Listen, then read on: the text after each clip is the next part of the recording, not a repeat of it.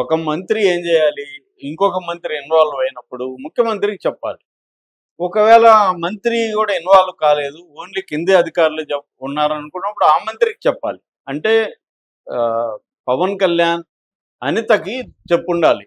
ఇట్లా చూడమ్మా మీ డీఎస్పీ ఇలా చేస్తున్నాడు అనేది ఆమెకు చెప్పాలి. ఆమె చర్య తీసుకోకపోతే అప్పుడు ముఖ్యమంత్రి దృష్టికి తీసుకెళ్ళాలి, లేదా క్యాబినెట్ మీటింగ్లో చర్చ లేవనెత్తాలి. బహిరంగంగా అలా వేరే శాఖ మా ఆఫీసర్ని ఈయనెలా అడుగుతాడు? ప్రోటోకాల్ ప్రకారం రాంగ్. ఇది ఆమె ఏముంటుంది, మా సమస్య ఇది, మీది కాదు అంటుంది. మీది మాది కాదు, ఇది పబ్లిక్ సమస్య. ఒక పబ్లిక్లో మంత్రులు ఎలా పనిచేయాలనే దానికి కొన్ని రూల్స్ రెగ్యులేషన్స్ ఉన్నాయి. దాన్ని పాటించకుండా ఇది మా ఇష్యూ అండి, మీ కుటుంబం విషయం కాదు కదా, అనిత వాళ్ళ ఇంట్లో విషయమో వాళ్ళ ఫ్యాక్టరీలో విషయం కాదు కదా, ఇది పబ్లిక్ ఇష్యూ. కాబట్టి అనితనైనా ఎవరినైనా అడుగుతారు.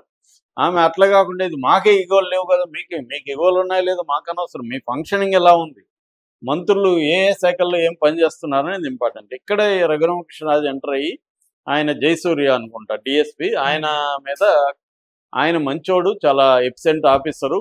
ఆయన మీద మరి పవన్ కళ్యాణ్కి ఎవరు చెప్పారో తెలియదు అని. అంటే రఘురామకృష్ణరాజు మాట్లాడే స్టైల్ ఒకటి ఉంటుంది.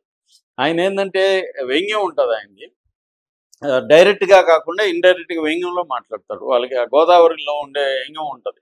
అది ఆయన ఏమన్నాడంటే, పవన్ కళ్యాణ్ శాఖ తన శాఖే కాకుండా, తన శాఖలే కాకుండా వేరే వాళ్ళ శాఖల్లో పని గురించి కూడా ఆలోచించడం మాకు సంతోషమే అని అన్నాడు ఇండైరెక్ట్గా. అంటే అర్థమేమి, పవన్ కళ్యాణ్ శాఖని పవన్ కళ్యాణ్ చూసుకోకుండా వేరే వాళ్ళ శాఖల్లో పవన్ కళ్యాణ్ ఏం పని అనేది ఆయన అసలు లోపల ఇన్నర్ వాయిస్.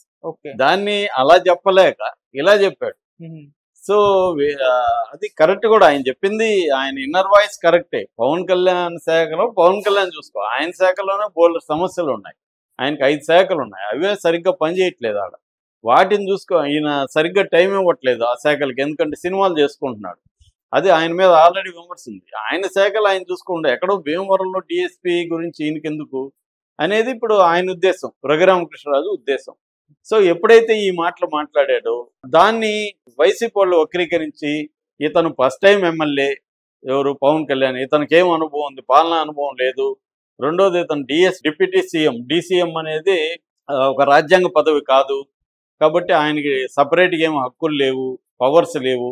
ఆయన ఒక మంత్రి, ఇంకొక మంత్రి శాఖలో జోక్యం చేసుకునేదానికి ఆయనకేం రైట్ ఉందని రఘురామకృష్ణరాజు అడిగినట్టుగా వీళ్ళు వైసీపీ వాళ్ళు దీన్ని ప్రచారం చేస్తున్నారు. ఒకవేళ ఆయన అడగకపోయినా ఆయన సెన్స్ అయితే అదే కరెక్ట్గా, ఇండైరెక్ట్ సెన్స్ అయితే రఘురామకృష్ణరాజు. దీంతో జనసేన వాళ్ళు, పవన్ కళ్యాణ్ అభిమానులు సోషల్ మీడియాలో రఘురామకృష్ణరాజు మీద విపరీతంగా కామెంట్లు చేయడం, పోస్టులు పెట్టడం జరిగింది.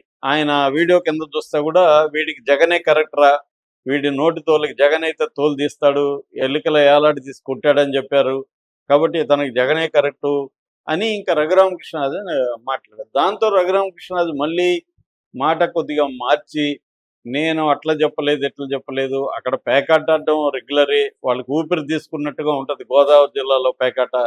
నిజానికి ప్రభుత్వం వచ్చి స్ట్రిక్ట్ చేసింది, ఈ డిఎస్పీ కూడా స్ట్రిక్ట్ చేశాడు. స్ట్రిక్ట్ చేయడం వల్ల పేకాట వాళ్ళే ఏమన్నా చాడీలు చెప్పారేమో అని నేను కూడా పవన్ కళ్యాణ్ అభిమానిని, నా మాటలను వక్రీకరించారు ఆయన మళ్ళీ చెప్పుకున్నాడు.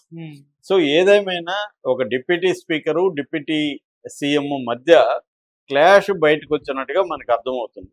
అయితే ఇదంతా కూడా ఉత్తిదే అనేది చాలా మంది చెప్పేది. ఇదేమీ ఉండదు, దీని ఇంతకుముందు కూడా ఈయన షీట్ ద షిప్ అన్నాడు, ఏమైంది? తిరుపతికి తొక్కిసలాట జరిగినప్పుడు వాళ్ళ మీద చర్యలు అన్నాడు, ఏమైంది? శ్రీశైలంలో ఈయన డిపార్ట్మెంట్ అటవీ శాఖ అధికారులను బుడ్డ రాజశేఖర రెడ్డి కొట్టినప్పుడు ఏం జరిగింది?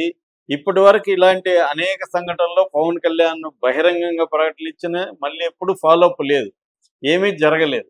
కాబట్టి ఇది కూడా అంతే, ఒక బస్సు అంతే, మళ్ళీ మామూలు అయిపోతుంది. అప్పుడప్పుడు లేచి బస్సు అంటాడు పవన్ కళ్యాణ్, వాళ్ళు భయపడినట్టు డ్రామాలు చేస్తారు, మళ్ళీ ఏమీ జరగదు. ఇప్పుడు ఈ డిఎస్పీ మీద కూడా ఏమీ జరగదు, ఇది 2 రోజులు ఉంటుంది, అయిపోతుంది అనేది చెప్తున్నారు. కొంతమంది వైసీపీ వాళ్ళు అసలు ఇది పవన్ కళ్యాణ్ చంద్రబాబు కలిసి డ్రామా ఆడుతున్నారు, ఏదైనా ఇష్యూని డైవర్ట్ చేయడానికి వీళ్ళు అప్పుడప్పుడు ఇవి తీసుకొచ్చి ఇష్యూని డైవర్ట్ చేయడానికి డ్రామాలు ఆడుతుంటారు అనేది కూడా ఒక వెర్షన్ ఉంది. డ్రామానా కాదో తెలియదు కానీ మొత్తానికి పవన్ కళ్యాణ్ అయితే హార్మ్ఫుల్ అయితే కాదు కూటమికి. ఇవన్నీ ఎంటర్టైన్మెంట్ వాల్యూ కిందకు వస్తాయి తప్ప అంతకంటే ఏం జరగదు. మనం బాలకృష్ణ ఎపిసోడ్ కూడా చూసాం కదా, దాంట్లో ఏం జరిగింది? ఏం జరగలేదు ఫైనల్ గా.